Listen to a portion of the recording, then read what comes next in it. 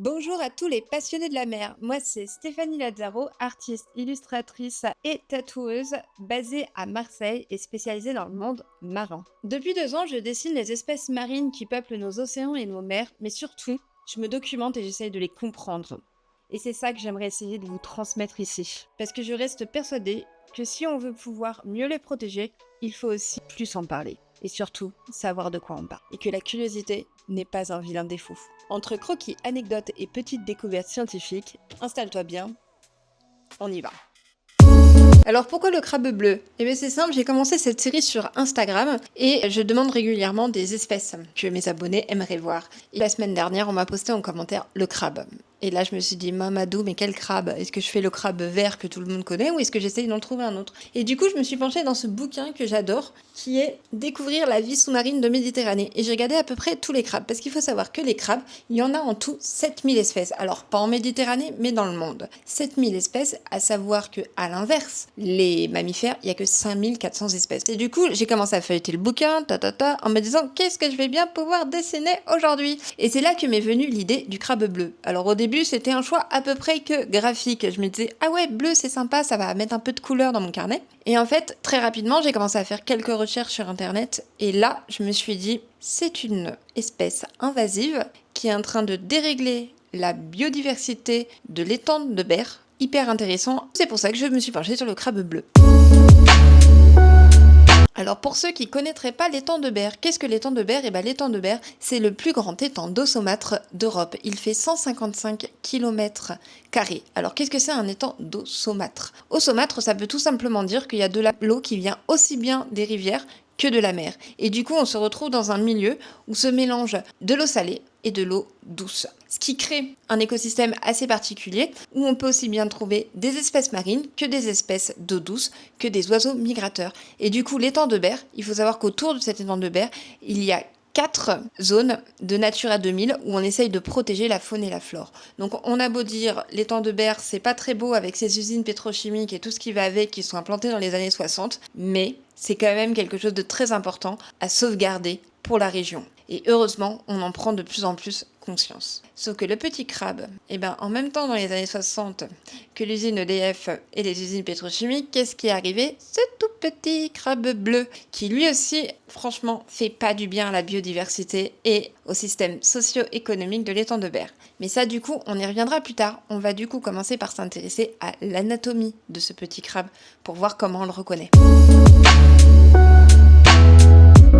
Voilà, je vous le présente dans mon petit carnet de croquis. Il a une carapace pouvant atteindre 25 cm de large et un poids de environ 800 grammes. Il est, comme tous les crabes, composé de 10 pattes, c'est pour ça qu'il fait partie de la famille des décapodes, et sa carapace comprend 2 dents frontales et 9 dents antérolatérales, avec la particularité que la dernière est beaucoup plus large, c'est ce qui augmente la largeur de sa carapace, mais le rend très reconnaissable.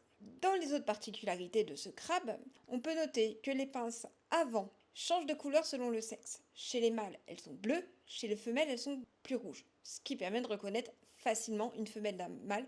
Pour rappel, chez tous les crabes, pour savoir si c'est un mâle ou une femelle, c'est assez simple. Il suffit de retourner le crabe et du coup, on voit la forme de l'abdomen. S'il est en forme de T, c'est un mâle. S'il est arrondi, c'est une femelle. Rien de plus simple. Pour revenir sur les particularités du crabe bleu, sur la patte arrière, la dernière, ce qu'on pourrait appeler phalange chez un humain, est ici un article aplati ou encore ce que l'on peut appeler une palette natatoire. Ça lui permet de nager très rapidement. Il peut parcourir jusqu'à 15 km par jour, ce qui est énorme pour sa taille.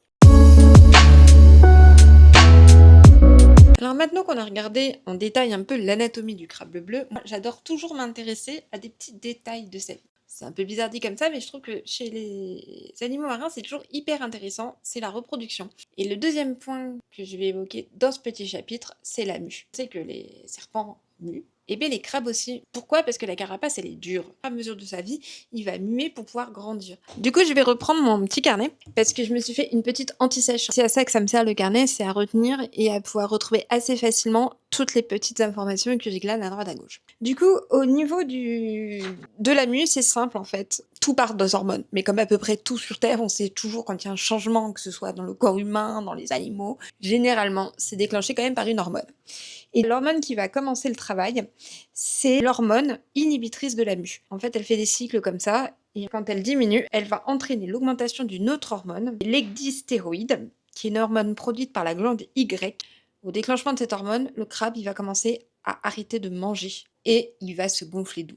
Il va se gonfler d'eau tellement que ça va faire craqueler sa carapace existante et que ça va pouvoir l'aider à s'en extraire à l'arrière, comme ça. Alors c'est quand même un truc assez impressionnant à voir parce qu'il faut quand même qu'il extrait aussi toutes ses pinces. Enfin, ça doit pas être une mince affaire cette histoire. Et ensuite, il se retrouve du coup un peu à nu, sans rien, et donc c'est une période où il est vraiment très vulnérable. Et de là, il va continuer à se gonfler d'eau pour prendre une taille plus importante, puisque son but quand même c'est de grandir, pour que la carapace définitive durcisse. C'est tout simplement des dépôts de calcium, donc ça se fait en quelques jours. Ce qu'il faut savoir, c'est qu'il y a une chose qui empêche le crabe de muer, c'est la fécondation. C'est-à-dire qu'à partir du moment où la femelle a été fécondée, c'est sa mue finale, elle ne muera plus jamais. Ce qui est intéressant, c'est ce qui se passe après la fécondation. C'est-à-dire que le crabe mâle va venir déposer ses spermatozoïdes. Mais ils ne vont pas être fécondés de suite, ils vont être gardés dans une spermathèque. C'est un peu comme une discothèque pour les spermatozoïdes crabes. Et en fait, à partir de là, le crabe femelle va pouvoir féconder ses œufs, mais elle va pouvoir le faire en plusieurs fois, le segmenter.